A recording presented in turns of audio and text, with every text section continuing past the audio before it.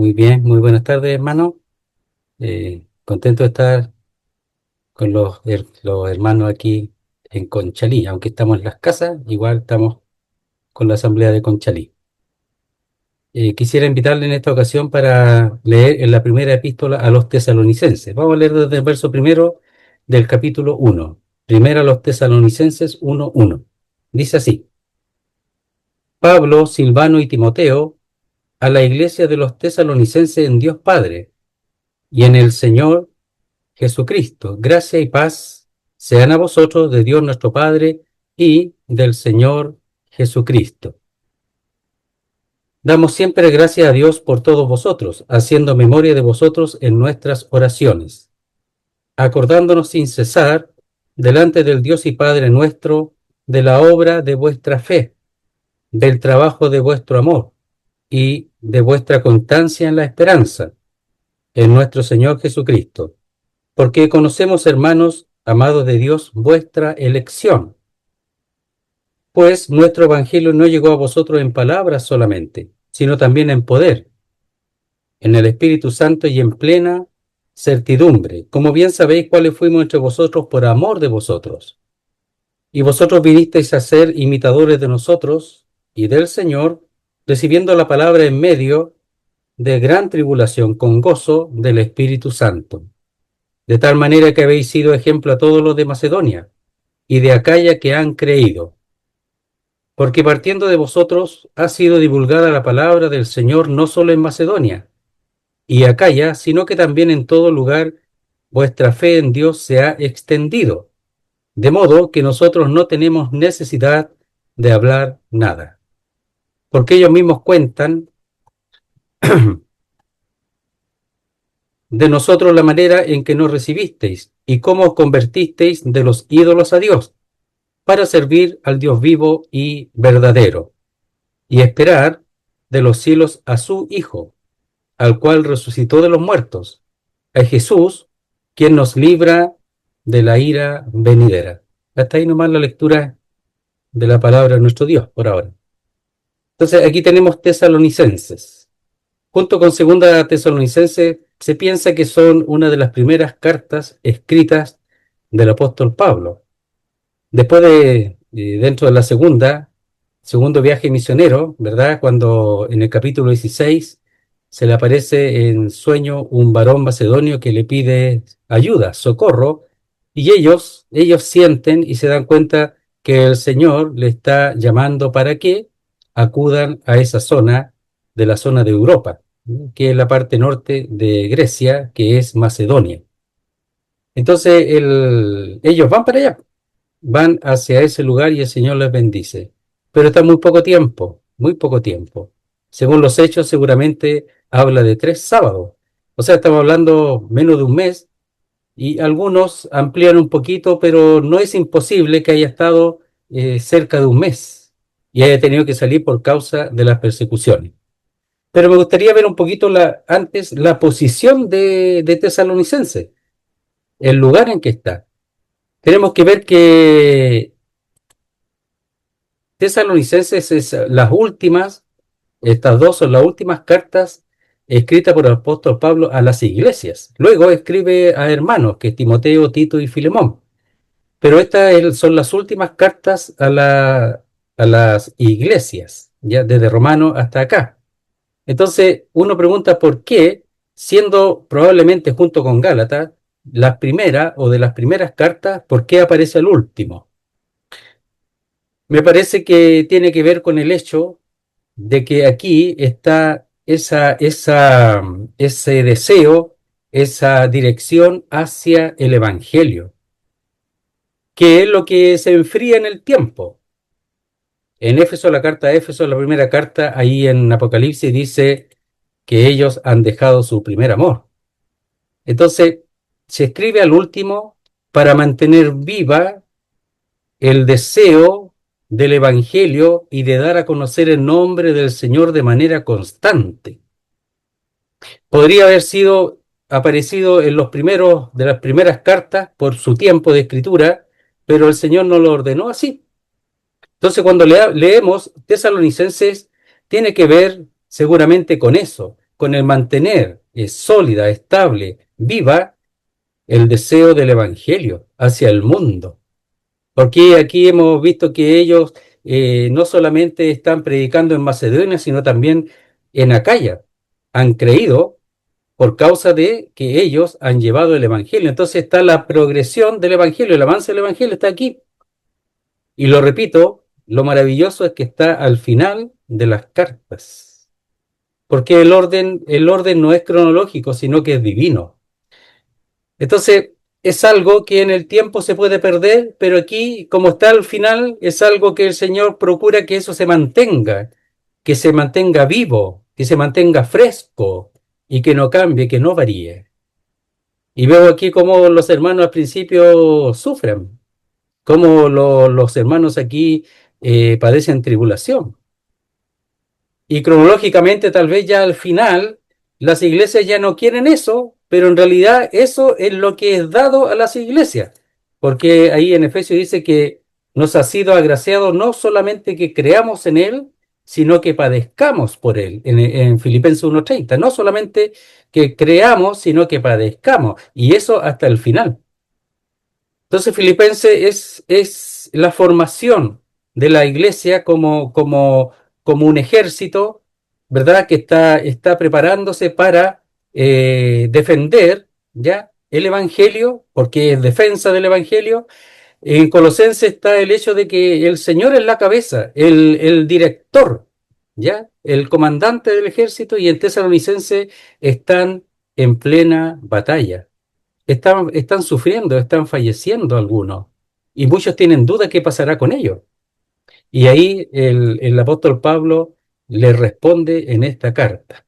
Entonces tenemos una carta que procura renovar, por así decirlo, ya el compromiso, ya la renovación de las nupcias, del matrimonio, ya más o menos, renovar, volver al principio. Y es por eso que probablemente en cuanto a las cartas a las iglesias está al final. Tenemos que leerlas, son cortas. El primero tiene 5 capítulos, el segundo 3. Otro punto importante entre viendo el primera y segunda Tesalonicense en forma general es que la primera Tesalonicense habla de la venida del Señor a buscar a la iglesia. Y si nos damos cuenta, en cada capítulo, al final, habla de la venida del Señor con sus santos. Entonces, en cada final está hablando de la venida del Señor, cuando viene a buscar a su pueblo, a la iglesia. Por ejemplo, aquí lo que leímos en el verso 10 es, y esperad de los cielos a su Hijo, al cual resucitó de los muertos, a Jesús quien nos libra de la ira venidera. Entonces, aquí está hablando de cuando el Señor viene y esperarlo sirviéndole. Eso es tesalonicense. Y repito, está al final de las cartas. Tiene mucha importancia.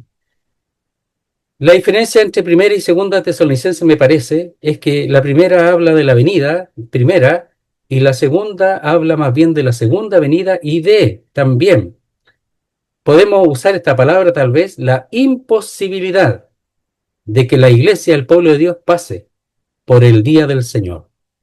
Entonces, si nosotros queremos un argumento sólido, porque se cierne está en el ambiente esa doctrina de que la iglesia pasa hasta la mitad y que incluso pasa hasta la segunda venida del Señor, cuando viene a la tierra.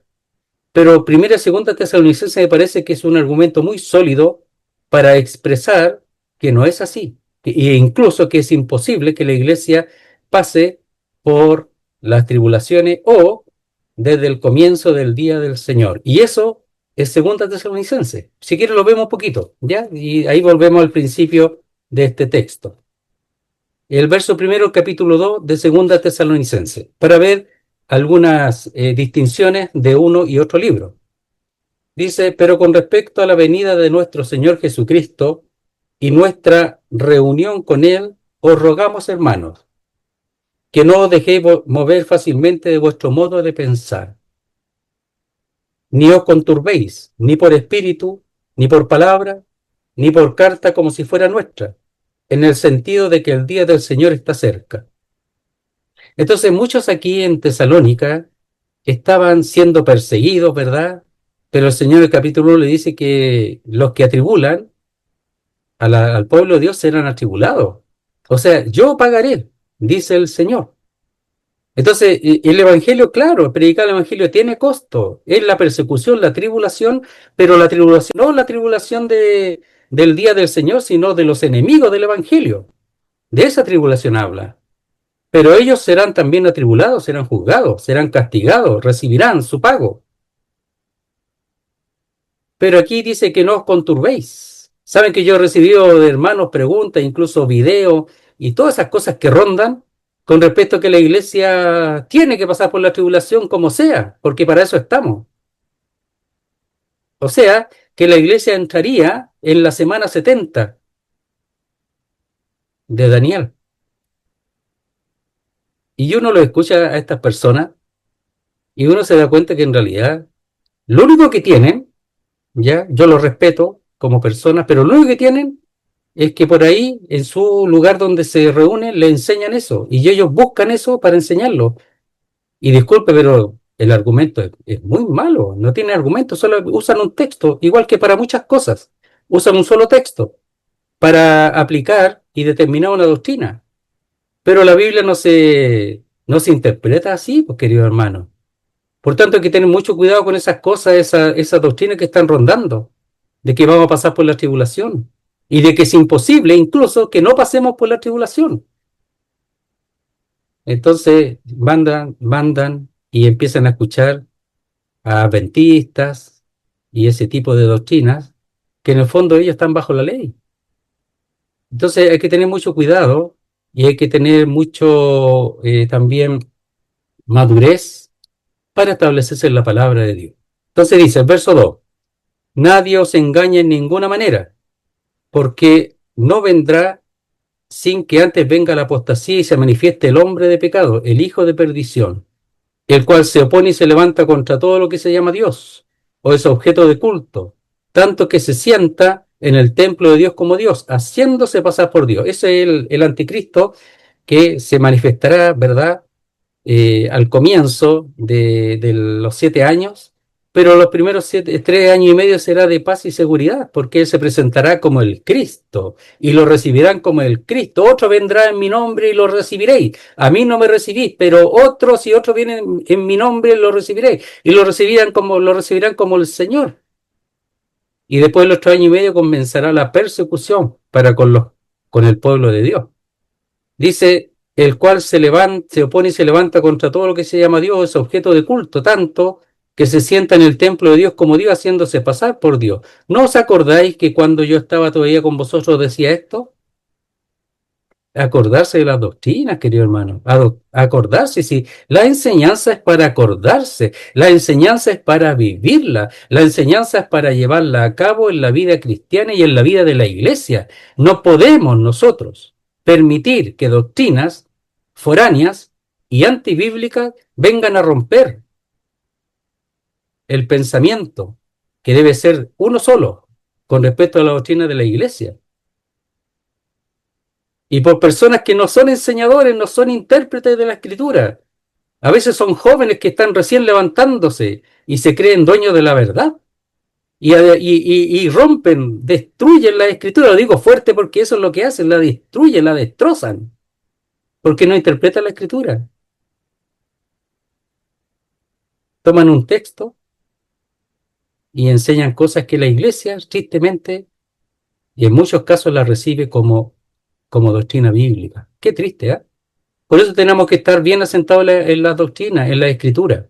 Entonces dice, y ahora vosotros sabéis lo que lo detiene a fin de que a su debido tiempo se manifieste. Ahí entendemos que es la obra del Espíritu de Dios, pero más claramente el Espíritu de Dios en la iglesia, porque ya está en acción el misterio de la iniquidad, solo que hay quien al presente lo detiene, hasta que él a su vez sea quitado de en medio, y entonces se manifestará aquel inicuo.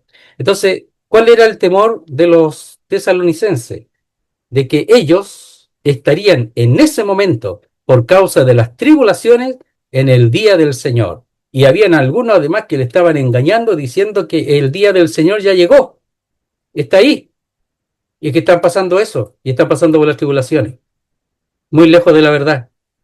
porque primero a los tesalonicenses habla de la primera venida del Señor en el sentido que vendrá en las nubes y arrebatará y llevará a su pueblo. Los muertos en Cristo resucitarán primero, después los que vivimos.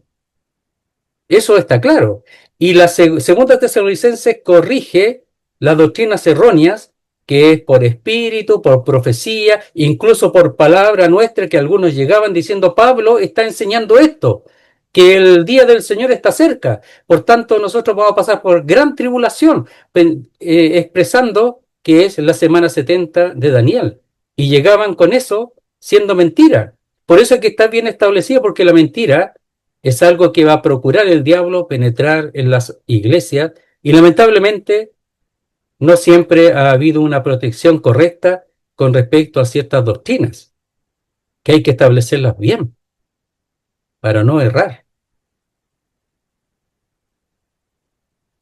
Veamos, voy a dar algunas notas, espero que no se aburran. Mire, cuando uno toma un libro, o cualquier cliente toma un libro, la parte histórica, geográfica, la pasa de largo. Yo no, po, ¿ya? Yo he hecho el empeño, y espero que lo hagan, de quedarme un poquito en eso, porque ayuda mucho para saber cuál es el tipo de gente al que le escribe, el tipo de pueblo, el tipo de costumbres que tienen, en este caso, lo de Tesalónica. Voy a hablar de algunas cosas, no es tan corto, pero pienso que es importante para avanzar luego de eso. Dice: las dos epístolas a los tesalonicenses, que ahora se llama Salónica, son los escritos más antiguos del Nuevo Testamento, lo más probable, junto con Gálatas.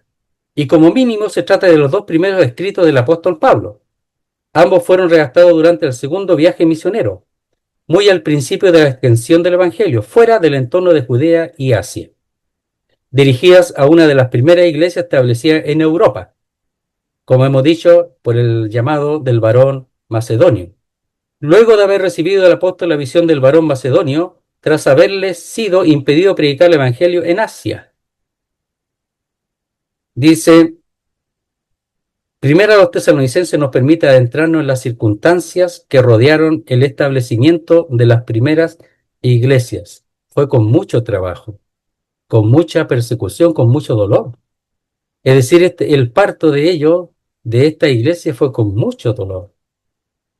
Entonces, uno tiene que darse cuenta que es así, que tiene que haber un trabajo fuerte, que tiene que haber un tiempo de ocupación en oración para que otras iglesias sean levantadas, sean establecidas. Dice: el apóstol descubre las dificultades a que estaban sometidas las primeras comunidades cristianas, que eran objeto de las intrigas y persecuciones promovidas por quienes no estaban dispuestos a permitir que el cristianismo progresara, especialmente iniciadas por el sector judío, las persecuciones, establecido en las poblaciones donde nacían las iglesias. Pero también se aprecia el corazón de los misioneros, especialmente el del apóstol Pablo, que fue uno de los mismos que perseguía, persecutores. Era uno de los mismos perseguidores previamente, sometido a las tensiones de los enemigos por un lado y las preocupaciones sobre lo que podría ocurrir con creyentes nuevos en la fe. Entonces, la iglesia no es solamente, el trabajo de Pablo no es solamente establecerla, sino después cuidarla en su crecimiento y desarrollo. ¿Por qué? Porque él sabía que iban a entrar otras doctrinas, y de hecho ya en segunda Tesalonicenses ya estaba, muy luego estaban entrando otras doctrinas erróneas, y usando el nombre del apóstol Pablo, y seguramente usando el nombre de la iglesia de donde él salió, o de Jerusalén, de donde venían los apóstoles. Dice: en esa forma se considera el modo en que se establecía y precisaba la doctrina bíblica, atendiendo a cierta falta de conocimiento en algunas verdades de la fe cristiana que tenían los tesalonicenses. Tenían que crecer en el conocimiento de cierta doctrina de la fe cristiana, como era lo relacionado a la muerte de los creyentes y al caldado de la iglesia. Primera Tesalonicense. Recibe su nombre de Casandro de Macedonia, el lugar, quien le puso Tesalónica en honor de su esposa, hija de Filipo II de Macedonia, situada en un núcleo de comunicaciones donde concurrían y se cruzaban distintas vías. Era un lugar bastante próspero, porque donde cruzaban las vías, ¿verdad? Caminos importantes, eh, aumentaba mucho la economía por causa de los negocios y también de los pagos de impuestos. Entonces Tesalónica tenía una muy buena situación económica. Después bajó un poco, pero en la historia tenía muy buena situación económica. La ciudad adquirió pronto un destacado renombre convirtiéndose en un centro comercial, lógico, por los caminos, porque pasaba de Europa a Asia, etcétera. Dice, convirtiéndose en un centro comercial importante, habiendo esta sido fundada en el 315 antes de Cristo. O sea, ya tenía alrededor de 400 años cuando fue fundada la iglesia, consecuencia de un movimiento de unión de poblaciones antes separadas que se integran para mayor seguridad, formando una ciudad-estado. Por Tesalónica pasaba la célebre carretera llamada Vía Ignatia o Vía Ignatia, ¿ya? Que era un camino real, una importante ruta que atravesaba los Balcanes por su parte meridional. En la ciudad se asentaron principalmente tres comunidades, que dice, la judía. ¿Por qué la judía? Bueno, porque los judíos van donde está el billete, po. O sea, son comerciantes, son buenos para el dinero. Entonces los judíos van para allá porque ahí hay prosperidad económica. Y ahí están los judíos asentados, en Tesalónica. Dice la romana y la italiana. La romana y la italiana, normalmente muchos de ellos formaban parte del ejército, ¿verdad?, del Imperio Romano, que habían romanos y italianos en general, fuera de los romanos, que son italianos. Era una localidad con grandes avenidas de importantes edificaciones. Tenemos que tratar de imaginarnos más o menos cómo es, edificaciones con piedra y todo eso. Como toda ciudad del entorno greco-romano. Tenía un rostro más bien romano, y después lo va a decir greco-romano, ¿ya? Pero más griego que romano. La religión rendía culto a todo el Partenón de dioses, eran griegos, que constituían su extensa mitología. Miren, donde lo llamó el Señor a predicar, donde tenían tantos dioses, tenían sus propios dioses, Aseos y todo el Partenón. Y el Señor hizo su obra allí. No hay que temer, no hay que temer el lugar. Algunos dicen, no, el norte no, Iquique no, allá son súper religiosos. Allá hay que estar, po. Si el Evangelio es para todos, para los más religiosos, para los más duros. Es para todo el Evangelio, no es para algunos. Por supuesto, los pobres, los sencillos de corazón, recibirán tal vez más el Evangelio, pero también es para los otros. Entonces dice, esto daba ocasión a prácticas licenciosas y a una moral libertina. ¿Qué cosa? Que el mundo en general, y ahí comienza desde ese punto también, de tiempo de Tesalónica, de los griegos, de los dioses griegos, busca dioses que le permitan seguir con una vida en que el pecado no le es acusado el pecado. Entonces, ¿por qué tienen sus dioses la gente? ¿Por qué tienen sus propias imágenes? ¿Por qué tienen su propia religión? Porque no le hablan del pecado, no los molestan y los dioses no le dicen nada, nunca los acusa, nunca les dice que tienen que arrepentirse. Entonces, tener un Dios que no habla, que no camina, que no ve, que no piensa y que no acusa, les conviene, si por eso se hacen los dioses, para no arrepentirse y para seguir con su vida licenciosa e incluso inmoral, donde el ejercicio de rituales pecaminosos era común. La comunidad judía realiza su culto en la sinagoga, dedicando a ello especialmente el día sábado. Eso estaba, y cuando Pablo fue, estaba. Dice, en cierta medida eran el contrapunto de moralidad frente al desenfreno propio de los idólatras gentiles. Entonces, los judíos en la sinagoga y en sus vidas, ellos eran de una vida mucho más moral.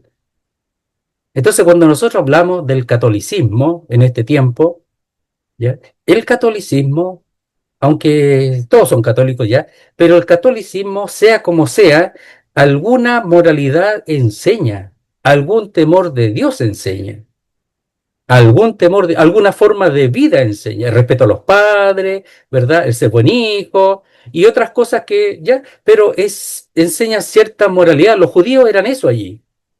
Los otros todos locos con la idolatría y la inmoralidad, en cambio los judíos mostraban algo distinto.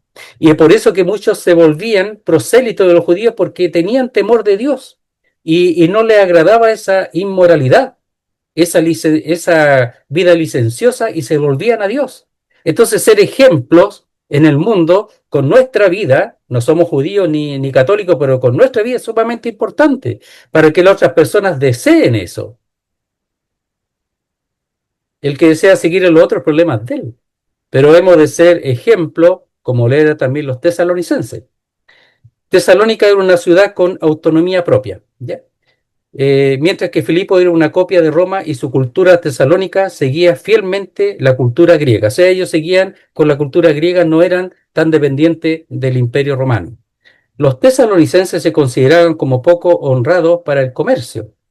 Eran viarachos para el negocio.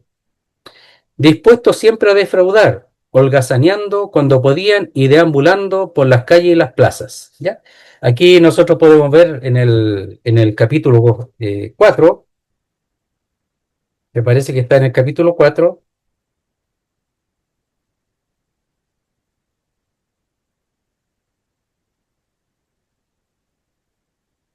el capítulo 5 dice así: también os rogamos, hermanos, que amonestéis a los ociosos, que alentéis a los de poco ánimo, que sostengáis a los débiles, que seáis pacientes con todos. Y hay otro texto que, a ver,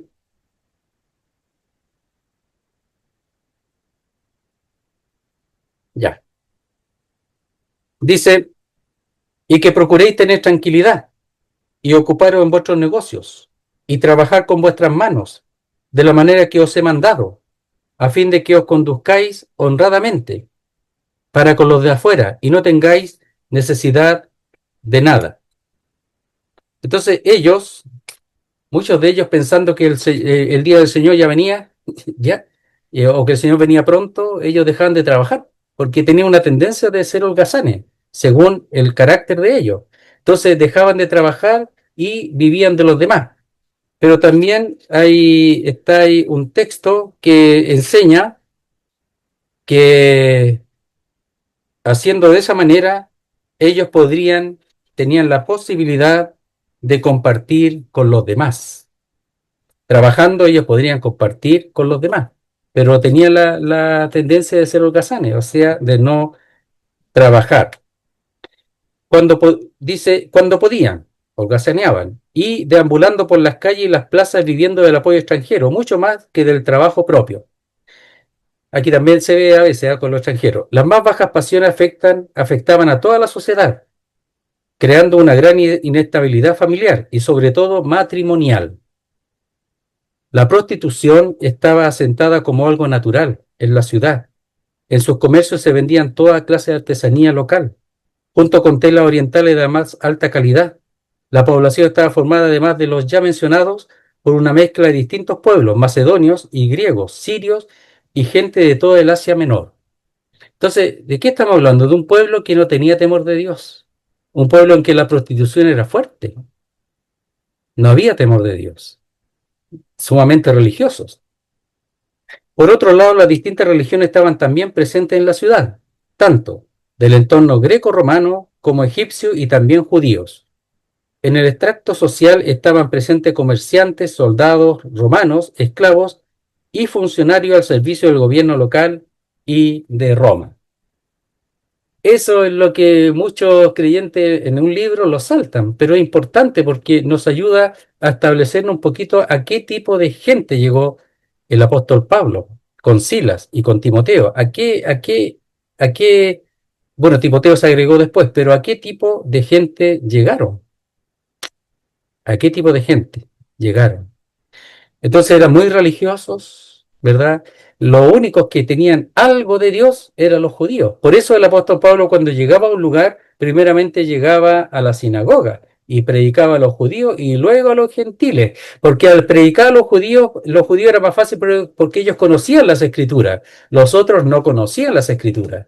Solamente tenía que él llevar el evangelio en cuanto al punto de su maldad, de su pecado, pero la escritura lo usaba en la sinagoga. Y había muchos que eran prosélitos, como decíamos, y también eran los temerosos de Dios, que dicen que en orden se sentaban primero los judíos, ¿verdad? O los fariseos, los judíos, luego los temerosos de Dios, y al final o sea, luego los prosélitos y al final los temerosos de Dios. Eran filas eran como tres filas, ¿ya? Tres grupos distintos. Los judíos, los prosélitos que se dejaban bautizar no siendo judíos, pero participaban de los judíos, como era seguramente el etíope, ¿verdad? Al cual le habló Felipe. Y luego estaban los temerosos de Dios. Entonces, cuando iba a la sinagoga no eran solamente los judíos, sino los demás también. Por eso, muchos de ellos también creían, porque tenían conocimiento de la Escritura, tenían una buena base. Y luego iba al pueblo gentil, a los gentiles. Habían tres personas, tres siervos que conocían ellos, que eran Pablo, Silvano y Timoteo. Y el apóstol Pablo habla y distingue a cada uno de ellos. Dice Pablo y Silvano. Ese I no aparece en nuestra Biblia, pero es y Silvano y Timoteo, es decir, los distingue porque eran conocidos. A la iglesia de los tesalonicenses, en Dios Padre y en el Señor Jesucristo. Gracia y paz sean, dice, a vosotros de Dios nuestro Padre y del Señor Jesucristo. Entonces estaba hablando de una iglesia nueva. Él tuvo que escapar. Probablemente, si es correcto, no alcanzó a estar un mes, 3 sábados solamente. Esos 3 sábados habló en la sinagoga, pero también entre medio habló a los gentiles, a los que no eran judíos. Entonces, una iglesia nueva. ¿Cómo se le escribe una iglesia nueva? Bueno, una iglesia nueva tiene que ser alimentada con el ministerio, tiene que crecer. Por eso él, en el capítulo 3, ya no soportándolo más, dice que envía a Timoteo para saber de vuestra fe. Es decir, lo que a él le importaba si seguían establecidos en la fe, en lo que habían creído. ¿Ya? Por ejemplo, acá en el mismo capítulo 1 dice, en el verso 5, dice, pues nuestro evangelio no llegó a vosotros en palabras solamente, sino también en poder, en el Espíritu Santo y en plena certidumbre, como bien sabéis cuáles fuimos entre vosotros por amor de vosotros. Es decir, el apóstol Pablo con Silas y Timoteo llegaron ellos con certidumbre, plena certidumbre de que el Señor estaba haciendo su obra. Y además que previamente el Señor le había llamado a través del varón macedonio, él estaba convencido que eso era de Dios. Entonces, bajo esa fe, que es comprobada, ¿verdad? Es comprobada por lo que él escribe después. Él estaba preocupado de que ellos seguían establecidos en la fe. Entonces, es sumamente importante en la asamblea de la iglesia preocuparse que el pueblo de Dios sigue fuerte establecido en la fe, uno y cada uno de los integrantes del pueblo de Dios, porque a veces desaparecen y no van más y no sabemos qué es lo que sucede. Por supuesto, hay una responsabilidad personal, por supuesto, pero muy importante el poder establecer si los creyentes están establecidos en la fe, porque muchas cosas acontecen. Dentro de la iglesia, como están las tribulaciones aquí, estaba preocupado por las tribulaciones, pues si estaban atribulados, perseguidos totalmente. Y estaba preocupado de que alguno se hubiese rendido y hubiese vuelto atrás. Veamos un poquito los nombres, cada uno de los, especialmente Silvano y Timoteo, vamos a ver algunas de las características de ellos. Dice así, Silvano, o que es el mismo que Silas, que aparece en el capítulo 15 de los Hechos, al cual Pablo tomó, ¿verdad? Luego de la discusión con Bernabé con respecto a Juan Marcos. Dice, forma abreviada. Algunos consideran que era una forma aramea del nombre hebreo Saúl, que podría venir de ahí de Saúl. Era un miembro destacado en la iglesia en Jerusalén, está claro, debiendo ser identificado con Silvano, cuyo nombre aparece varias veces en las epístolas de Pablo. Más tarde serviría de amanuense a Pedro en la redacción de su primera epístola. Eso está en primera Pedro 5:12. Podemos verlo, ¿ah? Porque es importante ese punto también. Dice primera de Pedro 5:12. por conducto de Silvano, que sería el mismo Silas, a quien tengo por hermano fiel, os he escrito brevemente, amonestándoos y testificando que esta es la verdadera gracia de Dios, en la cual estáis. Entonces también sirvió de amanuense, era un siervo que estaba ahí dispuesto a todo lo que significaba servir al Señor. Compañero de Pablo en el segundo viaje misionero, ¿verdad? Cuando salió luego de la ruptura con Bernabé. Luego de la situación entre Pablo y Bernabé, a causa de Juan Marcos, Silas tenía la ciudadanía romana, porque cuando fueron presos junto con Pablo en Filipos, ¿ya?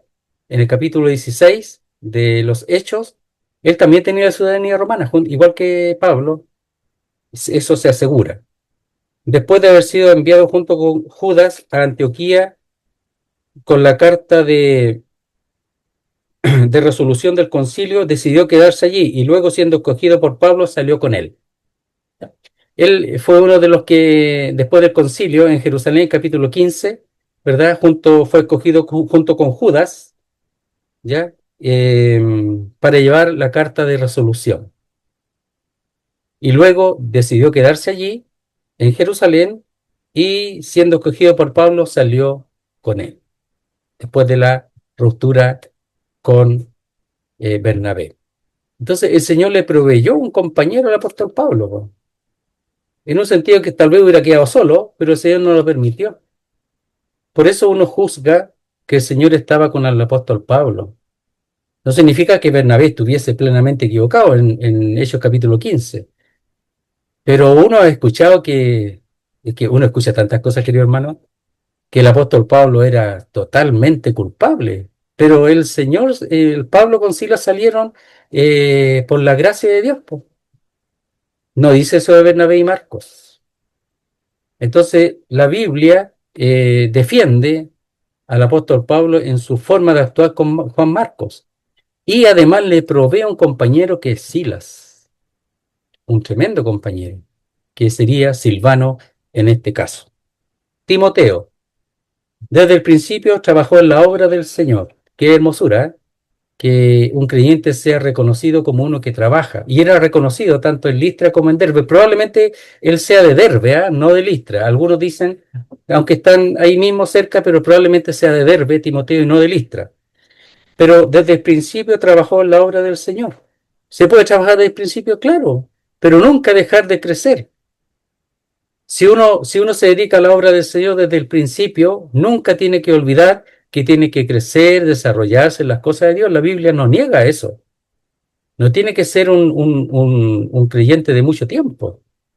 Pero sí, Timoteo, no sabemos si de niño conoció la Escritura, pero él siempre trabajó en la obra del Señor. Y ahora el apóstol Pablo lo vio y dijo, ese yo necesito a ese hombre. Y lo tomó para sí. Y fue un gran compañero. Pero para eso tiene que estar siempre creciendo en las cosas del Señor, siempre creciendo en la obra de Dios. Mire, vea un poquito del mismo Timoteo, que es lo que el apóstol Pablo dice de él mismo, ¿ya? Dice así, mire, verso 9 del capítulo 3 de Segunda Timoteo. Vamos a ver ese texto. Dice así: mas no irán más adelante porque su insensatez será manifiesta a todos, como también lo fue la de aquellos. Pero tú, en cuanto a Timoteo, has seguido mi doctrina, conducta, propósito, fe, longanimidad, amor, paciencia, persecuciones, padecimientos, como los que me sobrevinieron en Antioquía, en Iconio, en Listra, persecuciones que he sufrido y de todas me ha liberado o librado el Señor. Entonces Timoteo iba siguiendo al apóstol Pablo, él sabía que ahí estaba el asunto, entonces decía, yo quiero eso, lo que tiene el apóstol Pablo, porque el apóstol Pablo tiene lo que es de Dios, y no es que siguiera al hombre, seguía, dice, mi doctrina, no dice a mí, sino mi doctrina. Lo que enseñaba el apóstol Pablo, Timoteo lo recibía, y estudiaba, y crecía. Conducta, es decir, no solamente la escritura, sino que eso la llevaba a su vida, a la santificación, al apartarse de las cosas que no son de Dios. Huid de la, ¿cómo le dice? Huid de la fornicación, le dice a él, que huya de la fornicación, que escape. Y él era santificado, y él no transaba con la fornicación, sino que él escapaba, porque la Biblia lo enseña, porque era la doctrina del apóstol Pablo, la llevaba a cabo. La doctrina no es solamente para entenderla, lo cual es fundamental, sino para vivirla. Él la vivía. Propósito, fe, longanimidad, amor, paciencia. Tenía largura de ánimo. ¿Qué cosa? Él soportaba todo. Él soportaba, la largura, la longanimidad tiene que ver con las personas. Él tenía paciencia para con las personas. Él tenía gracia para con las personas. Él no decía, aquí vengo yo, córranse, aquí viene Timoteo, el siervo de Pablo, córranse, córranse. Aquí vengo yo. Él tenía paciencia, longanimidad, tenía trato con la gente, aceptaba a la gente. Tenía paciencia, la primera paciencia tiene que ver con las tribulaciones, pero también tenía longanimidad. Todo eso él lo tenía. ¿Por qué? Porque cuando la enseñanza, la doctrina se hace vida en el creyente, todo ese carácter tiene que manifestarse, por supuesto, está dentro del fruto del Espíritu. Pero la doctrina es la que hace eso cuando uno la acoge y uno procura vivir eso. No solo doctrina, sino conducta, fe, propósito, paciencia, longanimidad, etcétera. Timoteo, tremendo hermano. Dice, desde el principio trabajó en la obra del Señor teniendo buen testimonio de los hermanos que estaban en Listra e Iconio. Había dado prueba de madurez y compromiso con la obra, por tanto era una persona digna de confianza, daban buen testimonio de él, para servir ahora junto al apóstol. Por tanto, estas condiciones hacen que Pablo lo elija para estar entre sus colaboradores. ¿Por qué? Porque tenía ese carácter, porque tenía un buen testimonio. Y el apóstol Pablo no es que lo mandara. Si el apóstol Pablo no manda a nadie, nunca mandó a nadie, nunca. Cuando Apolo no quiso ir a visitar a los hermanos en Corinto, me parece, cuando no quiso ir, él dijo, irá después, no hay ningún problema, irá después. No lo obligó, si él no manda a nadie. Pero sí cuando dice Timoteo, ¿qué te parece? Si vamos a servir al Señor, Timoteo dijo que sí, po. Pero si para eso estoy, pues. Y dijo que sí, po. Si no, no obliga a nadie, pero tiene que estar preparado de corazón para ese servicio. Y eso lo hace Dios. Era de madre judía y padre judío, griego, ¿verdad? Por esta causa no había sido circuncidado, ¿ya? Porque era de padre griego. Esta era una seria dificultad con la que Pablo podría encontrarse y que podría generar confrontaciones con los judíos por el hecho de ser de madre judía y no estar circuncidado. De modo que dice, por tanto, tomándole le circuncidó. Esto está en Hechos capítulo 16. Aunque la visión del apóstol era alcanzar especialmente a los gentiles, no suponía aquello que no tuviese interés en la salvación de los judíos, por supuesto. Timoteo fue enviado con Pablo con el beneplácito de la iglesia de donde procedía. Probablemente pensamos que puede ser, eh, se me olvidó ya, disculpen, la mente me falla. No solo Listra, sino también en Derbe, ¿ya? De Derbe. Entonces dice, de ahí en adelante, ligado en la obra del Señor, le acompañaría a Corinto, Éfeso, Jerusalén y Roma. Era un colaborador infatigable del apóstol Pablo. Entonces, esos son los creyentes que se necesitan, porque sean humildes, llenos de la palabra de Dios, pero humildes, llenos de sabiduría, pero humildes, que están dispuestos a convivir con la falta, con la pobreza, con la desnudez, con el frío, con las persecuciones, con los ladrones, con los caminos peligrosos. Con todo eso convivió Timoteo, con el apóstol Pablo, todo eso convivió. Y no vivía en una mansión. Seguramente no como el Señor, él y el apóstol Pablo no tenían dónde recostar su cabeza. Y eso no le importaba porque tenían otra cosa. Y el Señor les sostuvo hasta el final, a ellos. tremendos siervos de Dios, de los cuales tenemos que aprender mucho. No importa la edad, no importa los años, porque siempre tenemos que aprender y siempre tenemos que avanzar en la obra del Señor y en nuestra vida como creyentes. Dice a la iglesia. Vemos un poquito la descripción de la iglesia, que es importante. Aquí va a haber descripciones, ¿verdad? Pero también hemos visto algunas cosas generales. Dice sacar afuera, viene de llamar, de la palabra llamar, se usa en distintas acepciones. Cuando se habla de concurrencia de personas, de una asamblea o de un concurso, cuando se llama ya a algo, a un concurso, a una asamblea, y cuando se convida, se invita, ¿verdad? Esa es la iglesia. Entonces, esta misma palabra se usa para referirse a la congregación de Israel en el desierto, pero la iglesia no está en el Antiguo Testamento. Por eso algunos enseñan, especialmente los de la teología del pacto, que la iglesia está en el Antiguo Testamento. Y lo hacen sinceramente, ¿eh? Pero entendemos que no es así, ¿ya? Se usa la misma palabra que la palabra, eh, aquí hay circuncisión, iglesia, todo eso son palabras que eran conocidas, pero ahora están llevadas al uso de este grupo distinto que es el cuerpo de Cristo, que es la iglesia. Se aplica fundamentalmente en el Nuevo Testamento para designar al conjunto de creyentes llamados por Dios, salvos por Cristo, regenerados por el Espíritu Santo. Es la característica. Tienen el Espíritu Santo en la iglesia en este caso. Dice, unidos vitalmente al Señor por el mismo Espíritu Santo para formar una unidad espiritual, denominada como el cuerpo de Cristo. A veces pasamos por alto algunas cosas, ¿eh? Pero a mí me gustaría que pudiéramos nuevamente, en algún sentido, renovar los votos, ¿ya? La iglesia se compone de hombres y mujeres que tienen exactamente lo mismo. Tienen al Señor, tienen el Espíritu del Señor. Por tanto, todos tienen un tremendo valor, todos.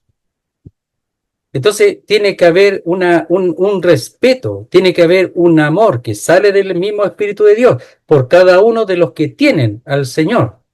No siempre entendemos si todos son creyentes, no lo sabemos muchas veces, pero de lo que entendemos, eso tiene que manifestarse, que tenemos exactamente lo mismo, al mismo Dios, al mismo Señor, el mismo Salvador, el Espíritu del Señor en nuestros corazones. Por tanto, tenemos esa realidad. No siempre vamos a tener comunión en todas las cosas, porque no todos están tomados del Señor y de su palabra. Por tanto, no siempre vamos a tener comunión, pero sí cuando en la iglesia reconocer que hay esa realidad. Y eso debería llevar al amor, llevar al orar unos por otros, llevar a que la iglesia sea fortalecida, a que la iglesia sea también una iglesia de amor hacia los demás, no solo entre nosotros, sino también hacia los demás. Y no distinguirse o distinguir a unos o a otros porque somos iguales, todos sacados de la misma cantera, como dice en cuanto a Abraham, de la misma cantera, de la misma cantera, del mundo, del pecado, todos. Por tanto, todos tenemos en un sentido la obligación divina de considerar a cada uno de los hermanos y de establecer ese amor, que el Señor nos ayude a amarnos unos a otros. ¿Cómo vamos a poder establecer o que esto, la verdad del Evangelio pueda surgir hacia afuera si no nos amamos nosotros? ¿Cómo podemos tener tanta distinción entre uno y otro y diferencias y eso hacer bien al mundo? No hace bien al mundo. No es un asunto de decir, bueno, ya, sí, mire, este caballero, esta señora o este me caen mal, no lo soporto, pero bueno, voy a tener que amarlos. No es eso, sino que un amor real, que pueda realmente trascender hacia afuera, hacia aquellos que no conocen al Señor. Qué triste cuando el mundo no ve eso, ¿ah? Porque el mundo necesita al Señor, pero necesita ver algo distinto. Y ese es algo que hemos de procurar cada uno de nosotros. Es hermosa la iglesia, es hermosa, porque la iglesia son hombres y mujeres que tienen al Señor morando en sus corazones. Es hermosa, pero tenemos que valorarla, tenemos que cuidarla y tenemos que saber cuál es la función de la iglesia. Aquí en Tesalónica tiene la función de dar a conocer el Evangelio, pero dar a conocer el Evangelio con un carácter de un amor tremendo, un deseo de que los demás reciban lo que los tesalonicenses recibieron. Leámoslo un poquito. Dice así, en el mismo capítulo 1 de los tesalonicenses. Verso 6 del capítulo 1 dice, y vosotros vinisteis a ser imitadores de nosotros y del Señor, recibiendo la palabra en medio de gran tribulación. Y miren, con gozo del Espíritu Santo. ¿Y ese gozo está o no está? Por eso está al último, porque ese gozo debe seguir manteniéndose. Ese gozo del Espíritu Santo. Ya después somos como religiosos, que tenemos el Espíritu, pero como religiosos, que pertenecemos a una iglesia, que pertenecemos a una religión, que tiene su forma y sus medios, etcétera. Y se pierde esto. Queridos hermanos, somos todos iguales. Si tenemos que volver a recordar. Y él, al final de todas las cartas a la iglesia, ¡pum!, nos recuerda para que volvamos a eso. A tener eso mismo. De tal manera que habéis sido ejemplo a todos los de Macedonia y de Acaya que han creído. ¿Por qué han creído? Bueno, por el gozo del Espíritu, que nunca, no se ha, hasta aquí no se ha apagado, porque es una iglesia nueva. Pero eso debe mantenerse en el tiempo. Porque partiendo de vosotros ha sido divulgada la palabra del Señor no solo en Macedonia y Acaya, sino que también en todo lugar vuestra fe en Dios se ha extendido. De modo que nosotros tenemos necesidad de hablar nada, porque ellos mismos cuentan de nosotros la manera en que nos recibiste. Hablar, dar a conocer. La mujer samaritana dice, venid, ved si a un hombre que me ha dicho todo lo que he hecho, ¿será este el Cristo? Bueno, está anunciando, po. No ha creído todavía, no sabemos si creyó, esperemos que sí. Pero ella anunció algo. ¿Qué cosa? Hay un hombre que me ha dicho todo lo que he hecho, todo. ¿Será este el Cristo? Ese es el anuncio, eso estaban anunciando hoy. Pero ella estaba anunciando algo que ya habían recibido, que ya tenían, era propio, y lo daban a conocer porque se daban cuenta que eso es lo que los demás necesitaban, sin ninguna duda. Y gracias al Señor que muchos creyeron, tanto en Macedonia como en Acaya. Verso 4. Verso 3, disculpe. Acordándonos sin cesar, y cuando habla sin cesar, está hablando de que está orando constantemente, ellos, Pablo, Silas y Timoteo, delante de Dios y Padre nuestro, de la obra de vuestra fe, del trabajo de vuestro amor y de vuestra constancia en la esperanza en nuestro Señor Jesucristo. Eso es lo que caracterizaba a los tesalonicenses. Y eso ya es de cabros chicos, de niños, ¿no? Eso es lo que debe caracterizar a la iglesia siempre, siempre. Y lo repito, por eso Tesalonicenses está al final. Porque eso, el principio de haber recibido el amor, haber recibido con gozo el Espíritu Santo, etcétera, eso es lo que tiene que mantenerse en el tiempo. Ojalá con mayor madurez, ojalá con mayor claridad bíblica, pero esto no debe perderse para el bien de los de afuera, para el bien de los demás. Por tanto, son cosas que tenemos que considerar, el amor los unos a los otros. El trabajo, dice, de la obra de vuestra fe, el trabajo, ese trabajo agotador de vuestro amor y de vuestra constancia en la esperanza. Toda iglesia tiene que mantener aquello para poder ser un testimonio claro hacia el mundo. Nosotros estamos aquí para dar testimonio al mundo. Para eso necesitamos la doctrina. Necesitamos nosotros volver y mantenerlo en las cosas que hemos recibido con un amor vivo, un amor fresco que pueda manifestarse hacia aquellos que aún no conocen al Señor. Pero también establecerse en la doctrina para estar quietos con respecto al hecho de que el pueblo de Dios no pasará por las tribulaciones. No estará en el día del Señor en donde Él manifestará su ira y su juicio ante el mundo. No estaremos allí, según primera y segunda Tesalonicenses. Léanlo y procuren verlo, para no caer en ese error que está polulando por distintos lugares y muchos creyentes ya lo están creyendo y lo están enseñando. Qué triste. solamente por no buscar en la Escritura. No podemos, lo repito, por una idea de algún hombre que usó un texto o que lo usa para destruir una doctrina que está muy clara en primera y segunda a Tesalonicenses. Así que tenemos que servir con libertad, seguir, trabajar, servir al Señor hasta que Él venga. Eso es lo que enseña primera Tesalonicense en su generalidad, primera y segunda. Muy bien, vamos a orar al Señor. Nuestro Dios y nuestro Padre, queremos darte las gracias por tu palabra. Darte las gracias porque tu palabra procura refrescar lo que hemos recibido, lo que tenemos, y que todo procede de ti, todo, absolutamente todo. Y que la iglesia tiene un trato distinto. No es el mismo trato con los judíos, no es el mismo trato. No. La Biblia enseña que el Señor nos librará de la ira venidera. Nos dice que pasaremos por esa ira.